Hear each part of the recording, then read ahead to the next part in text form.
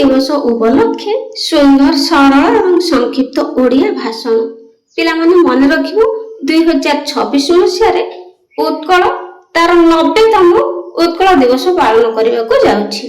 सम्माननीय सभापति महोदय, पूज्य गुरुजी और गुरुमा वृंद एवं एठारे उपस्थित थिबा मोर सान बड़ भाई और भौणी माने तथा सहपाठी और सहपाठिनी गण, आज सुपवित्र उत्कल दिवस उपलक्षे समस्त अनेक अनेक शुभेच्छा और शुभकामना जनाई मोर वक्तव्य आरंभ करुछि। आज हेउछि एप्रिल मास 1 तारिख उत्कल दिवस 1936 मसीहार। ठीक आजिकार दिनटी आम पाई थिला अत्यंत सौभाग्य तथा गौरवर दिन। सेही पवित्र स्मृति को उज्जीवित करि रखिबाकू आज ए दिवसर सृष्टि ए उत्कलर अतीत अत्यंत गौरवमय अटे। उत्कृष्ट कलार देश भावे ए उत्कल थिला सुविदित। एହାର सभ्यता संस्कृति और परंपरा थिला अतुलनीय। प्राकृतिक संपद धन रत्न आदि रे भरपूर थिला ए उत्कलर माटी। शह शह वीर पुरुषों को जन्म दे ए माटी होइथिला धन्य। समग्र विश्व रे ए माटी उड़ाउथिला विजयर बाना।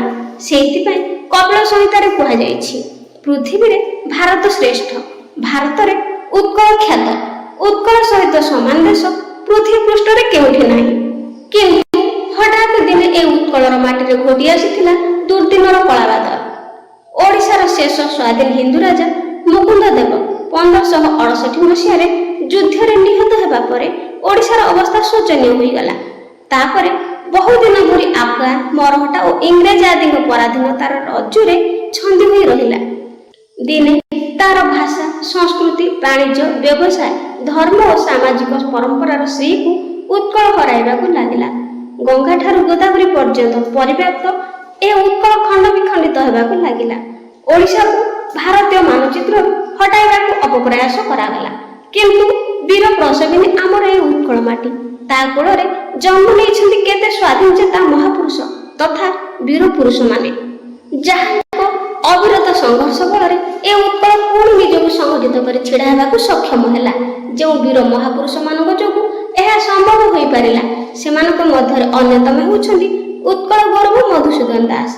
तांको सहित थिले उत्कलमणि गोपबंधु दास, महाराजा श्री रामचंद्र भंजदेव, पंडित नीलकंठ दास, फकीरमोहन सेनापति, महाराजा कृष्णचंद्र गजपति देव, राधानाथ राय, गंगाधर मेहेर, कर्मवीर गौरीशंकर राय, हरिहर मर्दराज और तांको सहित आहुरी अनेक जोगजन्मा महापुरुष। एही महापुरुष मानक निरवच्छिन्न साधना और संघर्ष जोगु ओडिशा 1936 मसीहा एप्रिल मास 1 तारिख भारतर प्रथम भाषा भित्तिक राज्य रूपे ओडिशा पुनर्गठित हैला। सेही गौरवमय दिनटी को मने पकाइबा पई आज रे भव्य आयोजन करा जायछि। आज हेउछि आत्मसमीक्षार दिवस।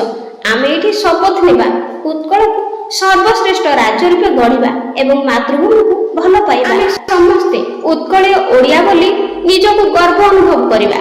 आमर भाषा और माटी को सम्मान देबा, तार गौरव को अखंड रखिया पई केबे पछघुंचा देबा नाही। मु एथि कहि मोर वक्तव्य शेष करूछि। वंदे उत्कल जननी। पिला माने वीडियोटी पसंद आस्तिले चैनल को लाइक, शेयर, सब्सक्राइब करिया पई जमार भूलिबेनी।